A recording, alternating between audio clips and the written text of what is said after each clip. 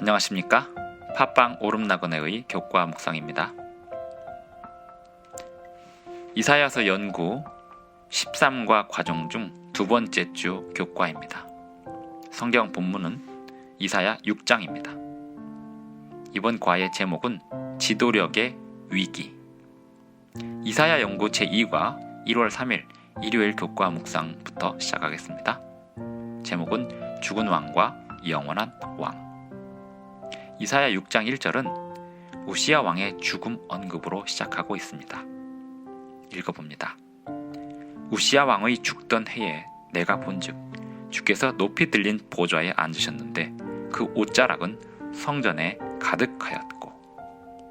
이사야가 하나님께로부터 부르심을 받는 장면입니다. 이 성경절을 읽으면 우시야의 죽음이 의미가 컸음을 짐작할 수 있습니다. 우시야 왕은 어떤 왕이었을까요? 구약성경 역대하 26장을 보면 그가 어떤 왕이었고 그의 업적이 무엇이었는지 설명되어 있습니다. 우시야 왕이 죽었다는 의미에 관하여는 여러 각도의 설명이 가능합니다. 역대하 26장을 보면 우시야 왕은 52년을 치리한 왕이었습니다. 그가 붙인 아마샤의 모든 행위대로 하나님 보시기에 정직히 행하였고, 하나님의 묵시를 밝히 하는 스가랴의 사는 날에 하나님을 찾는 동안 하나님께서 그를 번성케 해 주셨음을 성경은 말하고 있습니다. 그런 그가 강성해지면서 마음이 교만해지고 악을 행하였습니다. 역대하 26장 16절을 봅니다. 그가 강성하여짐에 그의 마음이 교만하여 악을 행하여 그의 하나님 여호와께 범죄하되 곧 여호와의 성전에 들어가서 향단에 분향하려 한지라. 그러한 때 그는 제사장들에게 제지를 당해야 했습니다. 왜냐하면 우시야 왕은 아론 자손의 가문이 아니었기 때문에 제사장으로 위임되지 않았었기 때문입니다. 왕의 행동은 하나님께 범죄가 되는 행동이었습니다. 그러나 그는 하나님께 겸손해지기는커녕 분노했습니다. 우시야가 손으로 향로를 잡고 분향하려 하다가 화를 낼 즈음 하나님께서 그에게 나병을 발하게 하셨습니다. 그리하여 그는 그 이후로 죽는 날까지 별궁에서 격리된 채 따로 살아야 했습니다. 부정한 인간 왕이 죽던 그 해, 이사야는 거룩하시고 영원하신 하나님께로부터 이상을 받게 됩니다. 하나님께서 성전에 계시고 높이 들린 보좌에 앉아 계셨습니다. 왕이 죽던 그 해에 영원히 죽지 않으시는 하나님께서 성전 보좌에 앉으신 모습으로 이사야에게 나타나신 것입니다. 이사야에게 있어서 죽은 인간 왕과 영원히 죽지 않으시는 왕의 대비되는 모습은 그의 소명을 확신하기에 너무나도 큰 경험이었습니다. 우시야 왕의 죽던 해에 소명을 받은 이사야는 우시야와 현저히 대조되는 특성을 보여주고 있습니다. 우시야는 잘못된 이유, 즉 교만함으로 주제넘게 거룩함을 향해 손을 뻗었으나 의식상의 부정을 입게 되었고 거룩한 장소에서 급히 쫓겨남을 당했습니다. 한편 이사야는 하나님의 거룩하심이 자신에게 임하는 경험을 하였습니다. 자신의 약함을 겸손히 인정했고 성결을 갈망했습니다. 그리하여 마침내 성결을 얻었습니다. 이사야는 너의 죄가 사하여졌노라 라는 말씀을 들었습니다. 우시야 왕의 죽던 해라는 말의 또 다른 의미는 우시야 왕의 병든 몸과 백성들의 도덕적 상태 사이에 현저한 유사점이 보임을 나타내고 있습니다. 우시야 왕이 나병을 얻어 생긴 몸의 상태처럼 백성들의 도덕적 상태에 대한 묘사도 비슷한데 그 묘사는 이사야 1장 6절에서 볼 수 있습니다. 읽어보겠습니다. 발바닥에서 머리까지 성한 곳이 없이 상한 것과 터진 것과 새로 맞은 흔적뿐이라는 묘사는 백성들의 도덕적 상태에 대한 묘사였습니다. 우시야 왕의 죽음은 기원전 740년경에 있었습니다. 이 시기는 하나님의 백성들에게 지도력의 위기 그림자를 드리우고 있었습니다. 왕정시대의 왕의 죽음은 권력의 이동과 더불어 취약한 부분이 드러나는 시기였습니다. 게다가 유다는 특별한 위기를 직면하고 있었는데 그것은 아시리아에서 왕위에 오른 디글랏빌렛을 3세 때문이었습니다. 그는 왕위에 오르자마자 출정길에 올라서 당시 국제정세의 패권을 빠르게 장악하였습니다. 이 위기의 때에 하나님께서는 이사야에게 하나님 자신이 여전히 세상을 지배하고 계심을 보여주심으로 용기를 북돋워 주셨습니다.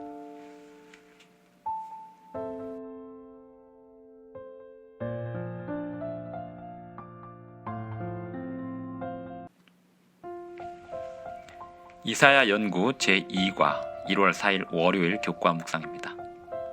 제목은 거룩하다 거룩하다 거룩하다. 이사야 6장의 처음 4절을 읽어보고 어떤 일이 일어나는지 살펴보시기 바랍니다. 아시리아의 정벌이 시작되었고 유대왕은 죽은 정치적 혼란의 시기에 있던 일입니다. 유대 왕족이었고 국제정세를 빠르게 읽고 있었던 이사야는 국가적 위기를 제대로 느끼고 있었습니다. 누가 진정한 통치자인지 모른다면 더욱 그런 상황이었습니다. 그러나 어떤 일이 일어났습니까? 이사야는 이상을 보았습니다. 성전에서 보좌에 앉으신 하나님의 찬란한 영광을 보았습니다. 빛나는 수랍 천사들이 서로 화답하는 소리를 들었습니다. 거룩하다 거룩하다 거룩하다. 6장 1절부터 4절까지 읽겠습니다.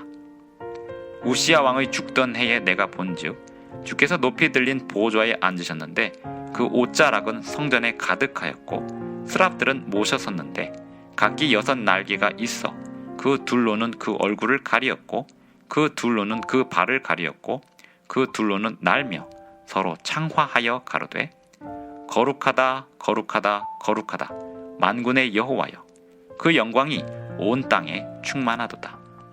이같이 창화하는 자의 소리로 인하여 문지방의 터가 요동하며 집에 연기가 충만한지라. 이사야는 문지방의 터가 그 소리로 인해 흔들리는 것을 느꼈고 성전에 연기가 충만한 것을 보았습니다. 이 경험은 선지자를 압도시키는 경험이 분명했습니다. 이사야는 확신하게 되었습니다. 주변의 사건들에도 불구하고 누가 진정한 지배자인지 확실히 알았습니다. 이사야가 본 이상에서 온 세상의 통치자이신 하나님은 어디에 계셨습니까? 하나님은 성전 안 높이 들린 보좌에 앉아 계셨습니다. 하나님께서 이사야에게 모습을 드러내신 이유는 무엇일까요? 성경에서 이상과 계시를 통해 하나님의 보좌를 본 사람들이 있는데 에스겔, 다니엘, 요한이 그들입니다. 그들이 처한 환경에는 공통점이 있었습니다. 그들이 원하지 않던 타지의 환경이었다는 점입니다.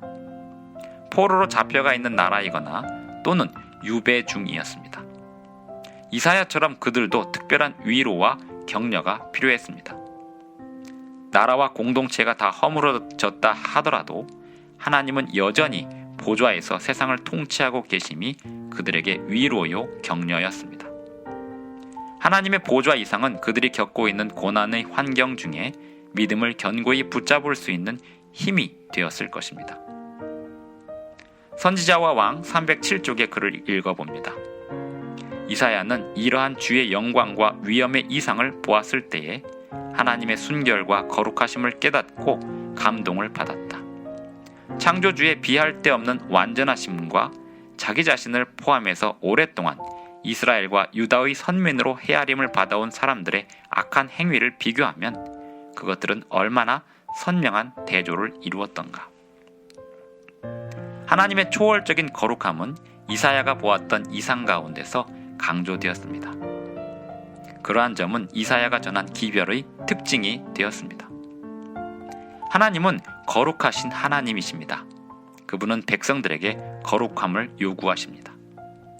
하나님의 거룩하심을 받는 백성들은 그들의 길에서 돌이키고 악에서 돌이켜 회개하는 백성들입니다. 그리고 믿음과 순종으로 하나님께 복종하는 백성들입니다. 온 세상이 위기에 처해 있습니다. 지도력은 위협을 받고 있고 질서는 잡히기 어려워 보입니다. 강력한 질서가 나올까봐 두려워하는 사람도 있고 어떻게든 저항을 해보려는 사람들도 있습니다. 온 세상의 지도력이 그 힘을 잃거나 또는 강력한 지도력이 발생해서 사람들을 지배하는 듯 해도 진정한 통치자는 하늘 보좌에 앉아 계신 하나님이십니다. 그분 앞에 우리는 겸손해져야 합니다. 입을 함부로 열고 세상을 비난하는 일을 하지 말아야 합니다. 하나님의 통치하심과 섭리하심이 무엇인지 기다리고 그 말씀을 받아야 합니다. 그리고 우리 각자는 하나님의 거룩하신 소명을 받아서 구별된 정신을 감당해야 합니다. 하나님이 보좌에 계심을 기억하십시다.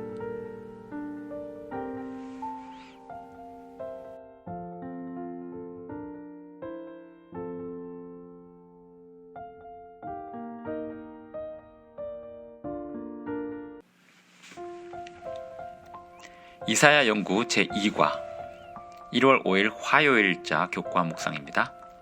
제목은 새로운 인격체. 레위기 16장을 보면 대속죄일에 관한 규례가 나옵니다. 읽어보면 그 대속죄일에 성소에서 오직 대제사장만이 지성소에 임하시는 하나님의 거룩한 임재 앞에 들어갈 수 있었습니다. 그는 들어갈 때 향연으로 속죄소를 가리우게 함으로 자신의 죽음을 면하도록 해야 했습니다. 이사야 6장을 보면 그는 하나님을 보았습니다. 이사야는 대제사장도 아니고 분향하지도 않았습니다. 그런데 이사야가 섰던 성전 안이 향연으로 충만했습니다. 이는 레위기 16장의 대속죄일에 하나님의 임재가 있었던 지성소 안의 구름을 연상하게 합니다. 레위기 16장 2절 후반부를 읽겠습니다. 내가 구름 가운데서 속죄소 위에 나타남이라. 이사야는 이상을 보며 경이로움에 압도되어 자기는 이제 죽었구나 라고 생각했습니다. 이사야는 자신의 죄와 백성들의 죄를 탄식하며 부르짖었습니다. 이사야 6장 5절을 읽어보겠습니다. 그때 내가 말하되 화로다 나여 망하게 되었도다. 나는 입술이 부정한 사람이요 입술이 부정한 백성 중에 거하면서 만군의 여호와이신 왕을 배웠음이라. 그 탄식은 레위기 16장 21절에서의 대제사장의 고백을 연상케 합니다. 선지자와 왕 308쪽의 글을 읽습니다.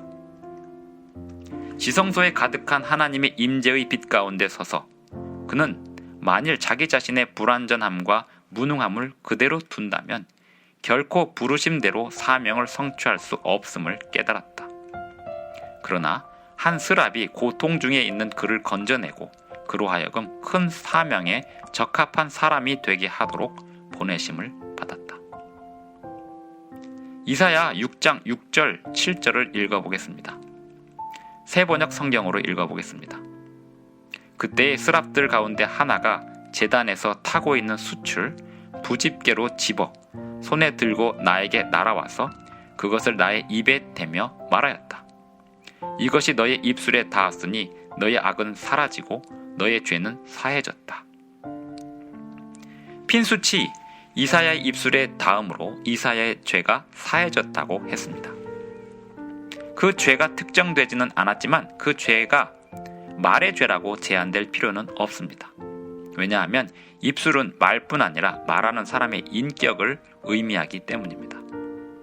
도덕적 순결을 얻은 후에 이사야는 하나님을 향한 순결한 찬양을 올릴 수 있게 되었습니다. 불은 불순물을 정화시키는 정결의 수단입니다. 이사야 6장에서 스랍 천사는 제단에 취한 거룩한 불을 사용했습니다. 그 불은 하나님이 붙이신 불이고 제단에서 지속적으로 타오르는 불이었습니다. 그 불을 사용하여 스랍 천사는 이사야를 거룩하게 하고 순결하게 하였습니다. 여기에는 더 많은 의미가 있습니다.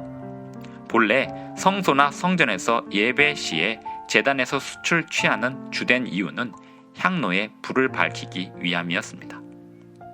레위기 16장 12절과 13절을 참고해 보면 대제사장은 제단에 핀 수추로 가득한 향로를 가지고 들어가서 분향해야 했습니다. 이사야 6장에서 수랍천사는 수추로 향을 피우는 대신에 이사야의 입술에 대었습니다. 우시야 왕은 외람되게 분향하기를 원했던 반면에 이사야는 겸손하게 향연처럼 되었습니다. 거룩한 불이 하나님의 전을 거룩한 향으로 분향하였던 것처럼 그것은 선지자를 밝히 세워서 거룩한 기별을 증거하게 하였습니다. 이사야 6장 8절에서 하나님이 이사야를 당신의 백성들에게로 보내심은 필연적인 결과였습니다. 이사야 6장 8절을 읽어보겠습니다. 내가 또 주의 목소리를 들은즉 이르시되 내가 누구를 보내며 누가 우리를 위하여 갈꼬. 그때 내가 가로되 내가 여기 있나이다. 나를 보내소서. 1월 6일 수요일 교과 묵상에서 이어지겠습니다.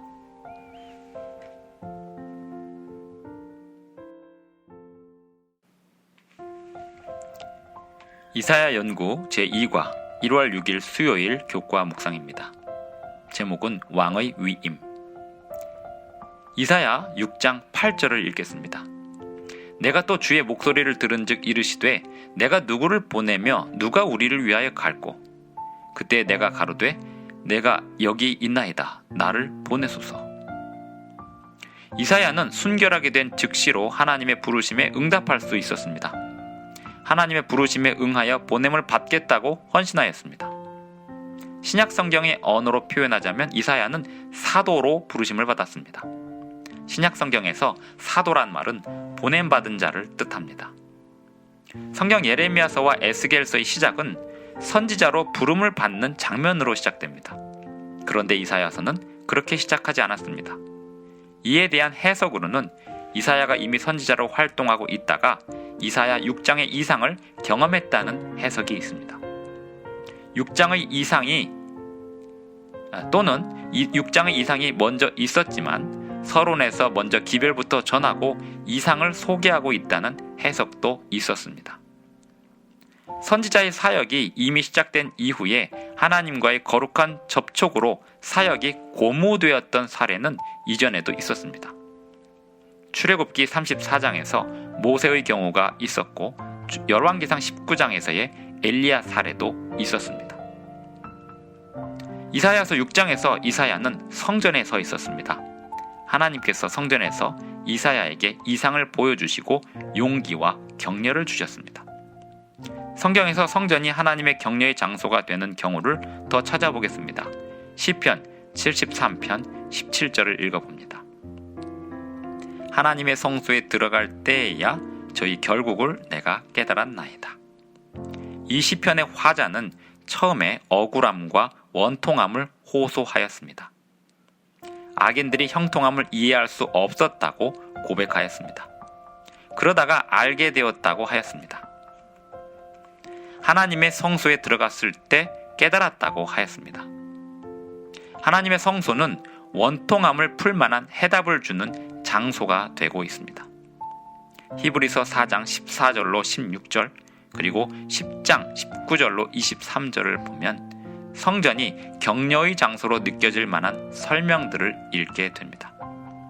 요한계시록 5장에서는 반모섬에 유배되어 있는 요한을 격려하고 감격하게 할 만큼 성전에 관한 이상과 계시가 웅장하게 보여지고 있습니다.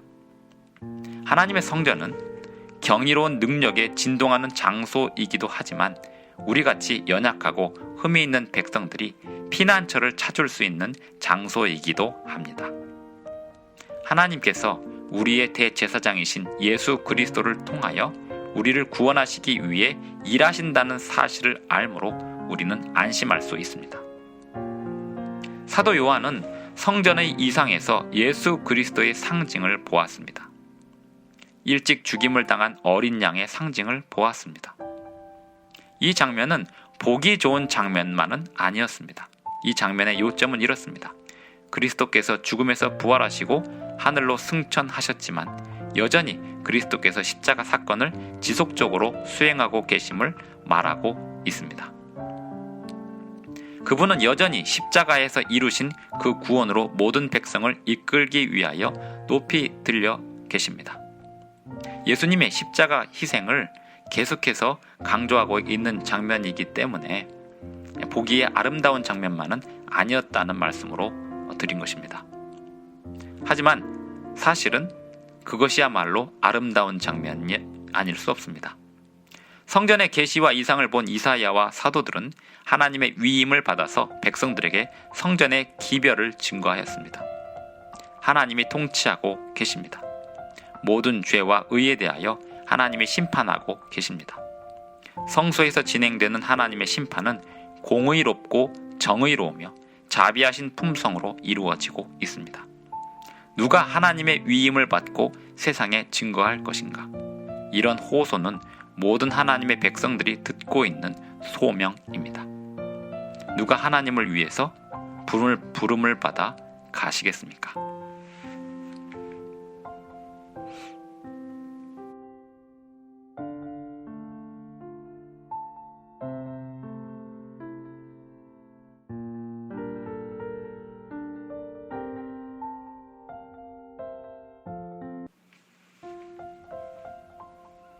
이사야 연구 제2과 1월 7일 목요일자 교과 묵상입니다. 제목은 섬뜩한 호소. 하나님은 이사야를 부르시고 기별을 전하도록 하셨습니다. 그런데 그 기별의 내용이 섬뜩했습니다. 왜 그런 내용의 기별을 전하도록 하셨는지 생각해 봅니다. 이사야 6장 9절과 10절을 읽겠습니다. 여호와께서 가라사대 가서 이 백성에게 이르기를 너희가 듣기는 들어도 깨닫지 못할 것이요 보기는 보아도 알지 못하리라 하여 이 백성의 마음으로 둔하게 하며 그 귀가 막히고 눈이 감기게 하라. 염려컨대 그들이 눈으로 보고 귀로 듣고 마음으로 깨닫고 다시 돌아와서 고침을 받을까 하노라. 이 구절의 의미가 무엇일지에 대하여 생각해 볼 때면 예수님의 인용을 떠올릴 수 있습니다. 예수님이 이 구절을 인용하시면서 뭐라고 말씀하셨나요? 마태복음 13장 13절로 15절을 보겠습니다. 그러므로 내가 저희에게 비유로 말하기는 저희가 보아도 보지 못하며 들어도 듣지 못하며 깨닫지 못함이니라. 이사야 예언이 저희에게 이루었으니 일렀으되 너희가 듣기는 들어도 깨닫지 못할 것이요 보기는 보아도 알지 못하리라. 이 백성들의 마음이 완악하여져서 그 귀는 듣기에 둔하고 눈 감았으니 이는 눈으로 보고 귀로 듣고 마음으로 깨달아 돌이켜 내게 고침을 받을까 두려워함이라 하였느니라. 예수님은 이사야를 통해 주셨던 기별을 인용하면서 백성들의 완악한 상태를 설명하셨습니다. 하나님의 품성을 먼저 안다면 이 성경절에 대한 바른 이해에 접근할 수 있습니다. 하나님은 사실 아무도 멸망에 이르길 원하지 않으십니다. 바로 그 점이 이사야가 보냄을 받아서 기별을 전하는 의미를 설명할 수 있는 키입니다. 이사야는 유대 백성들에게 보냄을 받았고 예수님은 온 세상을 위해 세상으로 보냄을 받으셨습니다. 물론 이사야서 전체를 읽어보면 이사야서의 기별이 유대 백성뿐 아니라 모든 나라의 백성들을 향한 기별이라는 것도 알 수 있습니다. 하나님은 아무도 멸망하지 않고 영원히 구원받게 되기를 바라십니다. 하지만 어떤 사람들은 하나님의 호소에 긍정적으로 반응하는 반면에 다른 사람들은 그들의 거절을 견고히 할 뿐입니다. 그럼에도 불구하고 하나님은 포기하지 않으시고 모든 사람들에게 회개할 기회를 더 많이 주시기 위해 끊임없이 호소하십니다. 사람들이 기별에 거절하면 거절할수록 그들의 완악함은 점점 더 단단해집니다. 그 경우에 하나님께서 기별을 보내시는 이유가 백성들의 마음을 부드럽게 하기 위함이지만 어떤 백성들에게서는 그 반대의 결과가 나타납니다. 하나님의 사랑은 변함이 없으십니다. 그 사랑에 대한 우리 각자의 반응은 결정적 변수로 작용합니다. 모세, 이사야, 예레미야, 에스겔 같은 기별자들의 역할, 그리고 예수 그리스도의 사명은 백성들이 거절하더라도 계속 호소하는 것입니다. 하나님은 에스겔에게 이렇게 말씀하셨습니다. 그들은 패역한 족속이라. 그들이 듣든지 아니 듣든지 그들 가운데에 선지자가 있음을 알지니라. 하나님이 하시는 일 그리고 그분의 종들이 받은 사명은 백성들이 결국에 멸망하여 방랑자들이 되고 유배되는 일로 마친다 하더라도 계속하여 적절한 경고를 받을 수 있도록 공평하게 기회를 주는 것입니다. 이상의 이야기와 관련하여 바로왕의 경우도 생각해 볼 만합니다. 출애굽기 4장 21절에 보면 하나님께서 말씀하시기를 그러나 내가 그의 마음을 완악하게 하신다 하셨습니다. 이 성경절은 하나님이 바로의 마음을 완악하게 하신다는 것처럼 보입니다. 그리고 출애굽기를 보면 바로가 자신의 마음을 완악하게 했다는 말도 여러 번 나오고 있음을 확인할 수 있습니다. 분명한 것은 바로도 일종의 자유의지를 가지고 있었기 때문에 스스로의 마음을 강팍하게 하기로 스스로 선택했다는 것입니다. 하지만 하나님께서 바로의 마음을 완악하게 하셨다는 말의 의미는 바로가 하나님이 주시는 경고를 거절하기로 선택할 때 바로의 반응이 완악하게 되기 때문에 하나님의 경고가 바로를 완악하게 하는 결과를 내었다고 설명하는 것입니다. 바로가 이것은 히브리 성경의 표현법이기도 합니다. 바로가 하나님의 경고의 기별을 받아들였다면 그의 마음은 부드럽게 되었을 것이고 그 스스로 완악하게 되지 않았을 것입니다. 이번 주 교과는 여기서 마치겠습니다. 다음 주 제3과 교과에서 뵙겠습니다.